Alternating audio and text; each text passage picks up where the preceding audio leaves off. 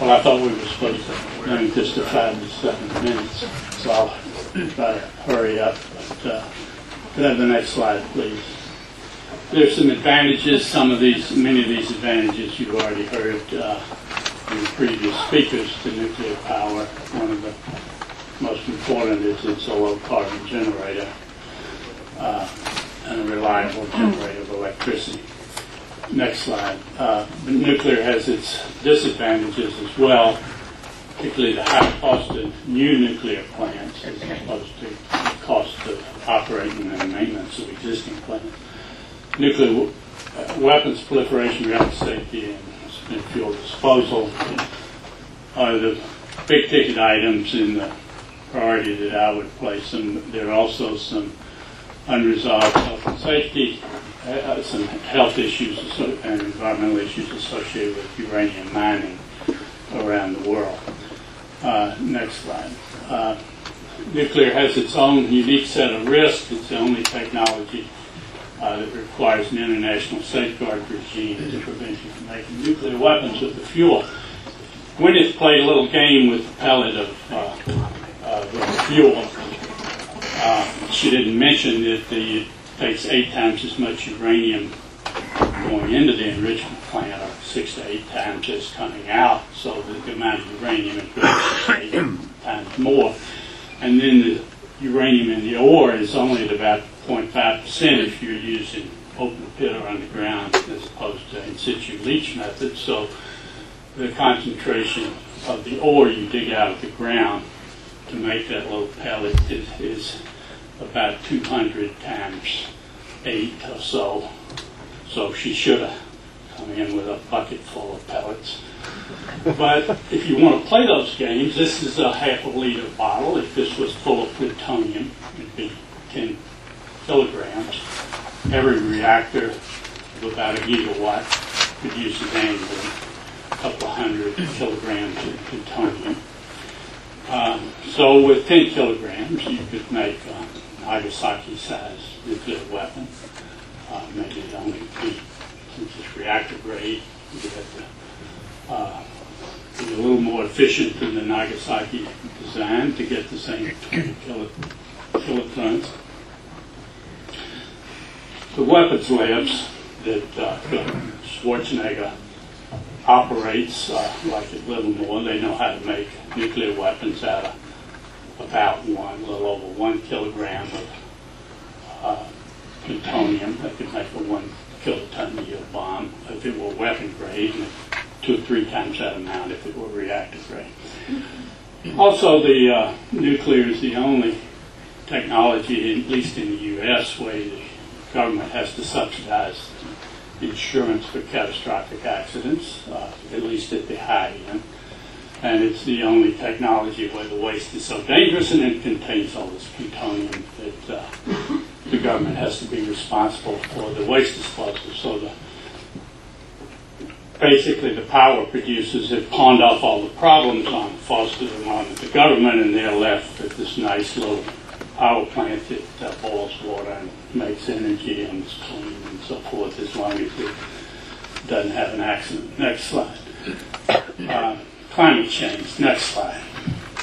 There's the red bars are sort of the growth in nuclear power plants. The blue line is the growth in capacity, the growth in, because old plants are being displaced by larger new plants. If I plotted energy production, energy generation annually, the line would even grow more than the capacity line.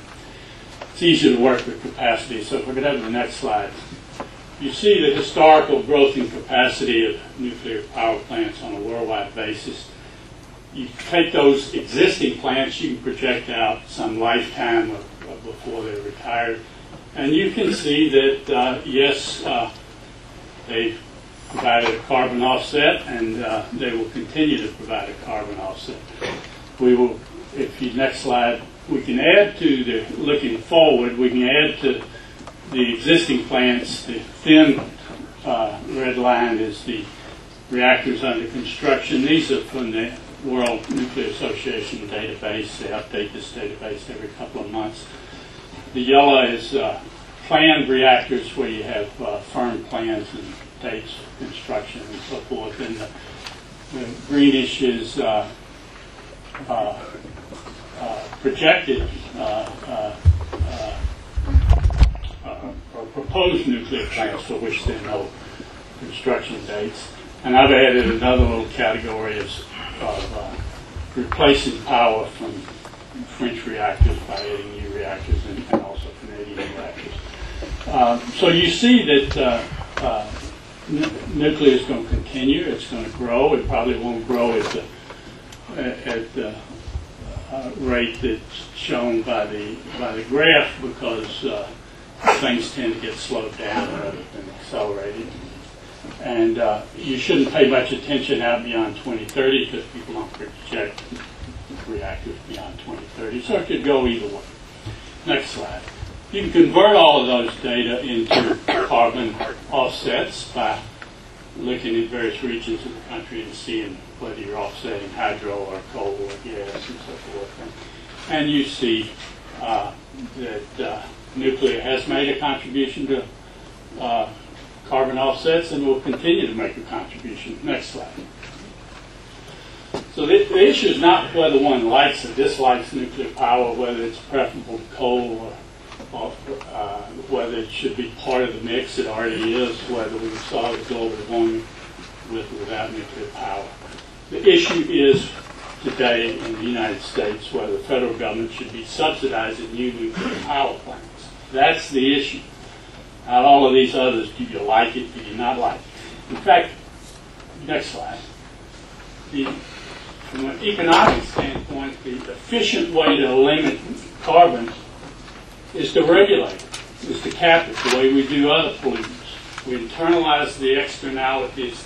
You're not permitted to sort of, at least in any sort of reasonable theory of justice, to pollute the commons and not have to pay for it. So you cap carbon. That's the economically efficient way, and let the others compete on a level playing field. The inefficient way to solve the CO2 problem is to subsidize nuclear power plants. This penalizes alternatives that can provide carbon offsets faster, cheaper, and safer. Next slide.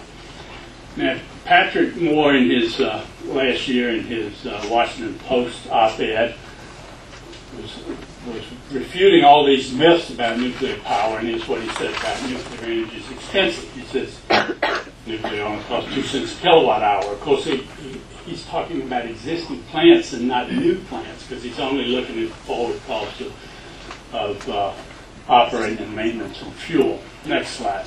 The Keystone Center, and some of, well, at least one of my NEI friends, Paul Genoa, is in the back of the room, was part of this. I was part of this.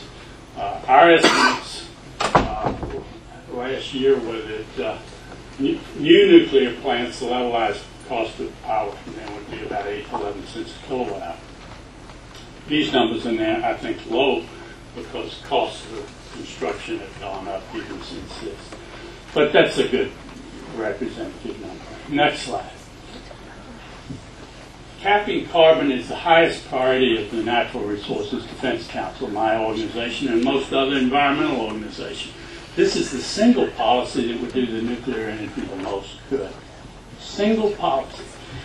I had to beat on NEI for 2 years to get them to come out and put on their website a policy in favor of regulating carbon emissions. It's out there. Go to their website. It's full of caveats about all the reasons they can, all the caveats related to supporting nuclear power.